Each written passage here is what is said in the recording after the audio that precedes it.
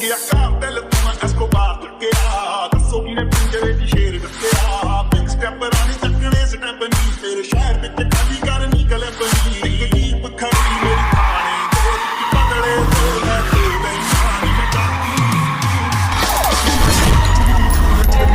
ਦੁਬਾਰਾ ਚ ਲਕੋਈਆਂ ਜਿਹੀ ਰਾਤਾਂ ਕਰ ਮੈਂ ਸਭ ਕੁਝ ਖੋ